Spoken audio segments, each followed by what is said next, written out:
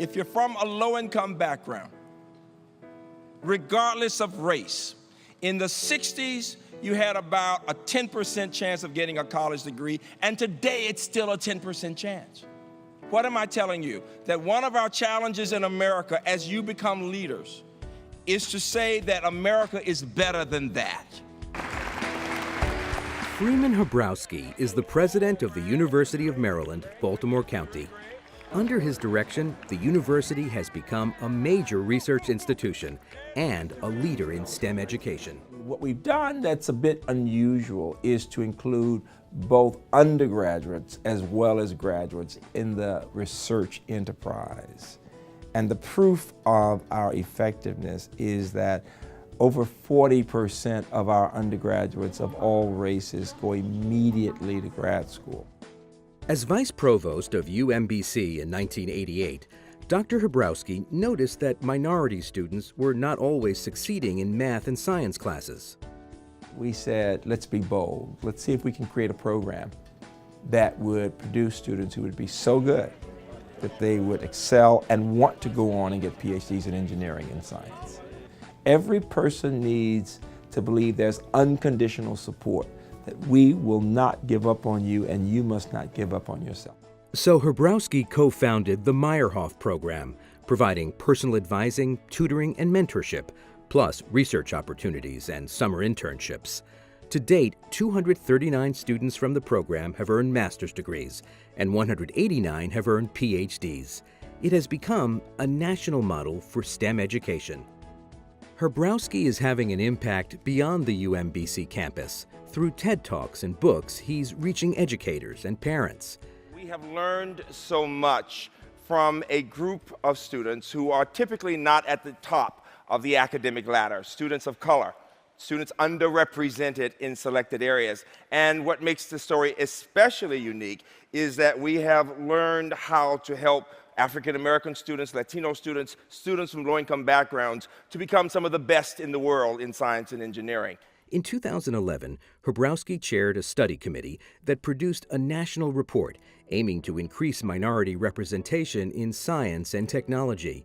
And in 2012, President Obama appointed Dubrowski to chair a commission on education and excellence for African Americans. I had a number of role models as a child growing up in Birmingham, from people in my church, my minister, teachers, and my parents.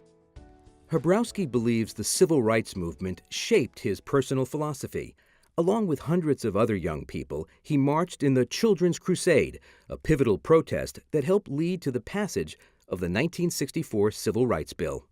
We got up to City Hall, all children, and the police chief, the police commissioner asked me, "What do you want, little Negro?"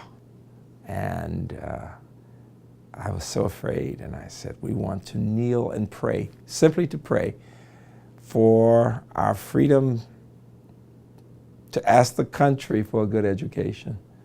And he literally spat in my face and threw me into the police wagon. And we went to jail. And I spent 5 days, 5 horrible days in jail.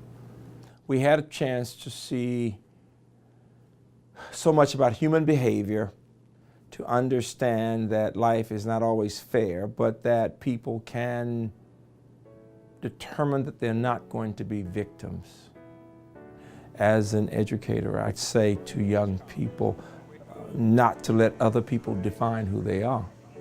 That we define who we are by our actions.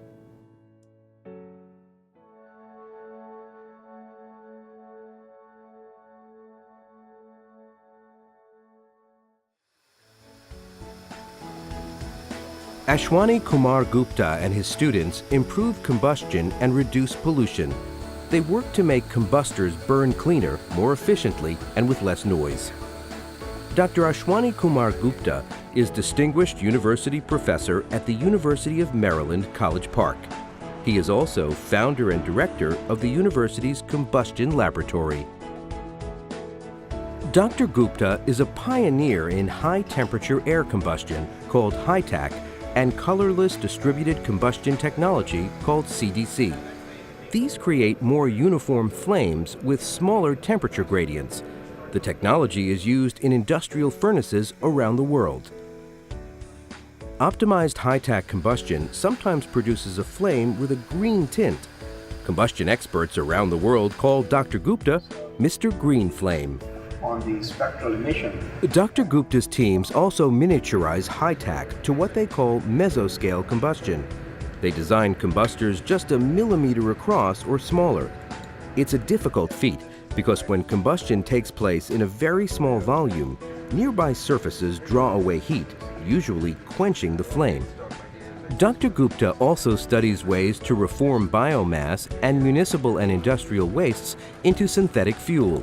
And he's improved systems to strip CO2 and hydrogen sulfide from gas extracted from wells for clean combustion and with pure sulfur as a byproduct.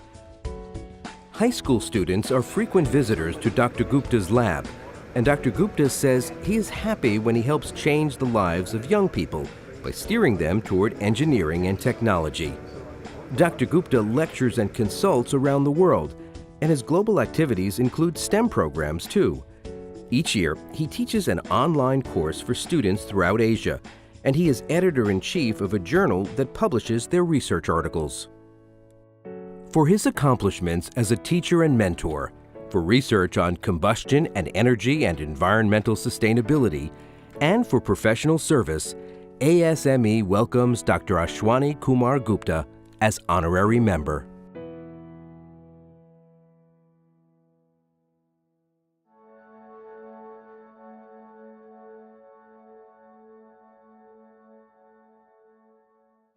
Why is the pink color? Lydia Grace Zhang and her students use 3D printers to help the human body heal. They build scaffolds that fit into wounds, where they support stem cells that multiply to regenerate tissue. Dr. Lydia Grace Zhang is Associate Professor in the Department of Mechanical and Aerospace Engineering at the George Washington University. She is also the director of the Bioengineering Laboratory for Nanomedicine and Tissue Engineering. Dr. Zhang earned degrees in chemical engineering and applied chemistry at Tianjin University in China. Then at Brown for her PhD, she turned to bioengineering and nanomaterials, recognizing new opportunities in healthcare since the human body is built from nanoscale features. She developed injectable liquids containing nanomaterials that solidify in the body to support bone formation, and other nanomaterials to carry drugs. Professor Zhang's printers not only build scaffolds where stem cells can be seeded, they also print directly with biomaterials, mixtures that include stem cells, proteins, and growth factors. Yet another area of research, the 3D printing of artificial bone for cancer metastasis research. Yeah, it's like you can inject inside just like veins because of the way that it prints. The author of scores of journal articles and 3 books, Dr. Zhang earned her PhD a relatively short time ago, and she has received considerable peer recognition for early career accomplishments. They are accomplishments driven by a commitment to teaching and a deep respect for interdisciplinary research. For her groundbreaking work in tissue engineering and biomechanics, Dr. Lydia Grace Zhang is being honored with the Sia Nemet Nasser Early Career Award.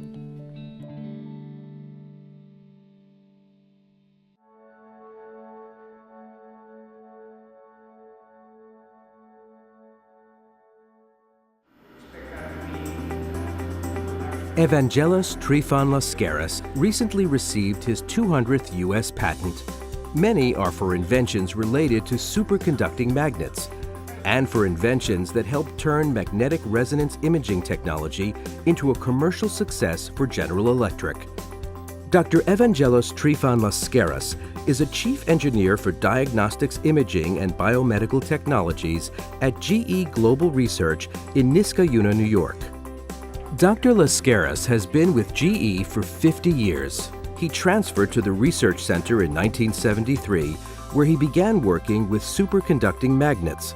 His early research was on shrinking the size of generators for utilities and the U.S. Air Force. In the 1980s, Dr. Liske worked with teams that would commercialize MRI technology for GE, developing the powerful magnets at the heart of the company's first MRI scanners for healthcare. Next came more powerful and more specialized machines, including scanners that could be used during surgery, and open MRI systems that would minimize a patient's claustrophobia. These are all the arteries and veins, right? Dr. Liske is now working on lower-cost systems that use less of rare materials and can better tolerate power interruptions. MRIs better suited for developing regions. Colleagues say Dr. Liske is a humble man. Most days he walks several miles along the Mohawk River and then to work. He has a quiet drive and a commitment to engineering that led him to pursue a master's and a PhD from Rensselaer Polytechnic Institute, with nighttime studies while he worked days. For pioneering achievements in superconducting magnets to generate energy and to improve health, and for work to expand important healthcare technology around the globe, ASME honors Dr. Evangelos Trifon Liske with the Nancy Deloy Fitzroy and Roland V. Fitzroy Medal.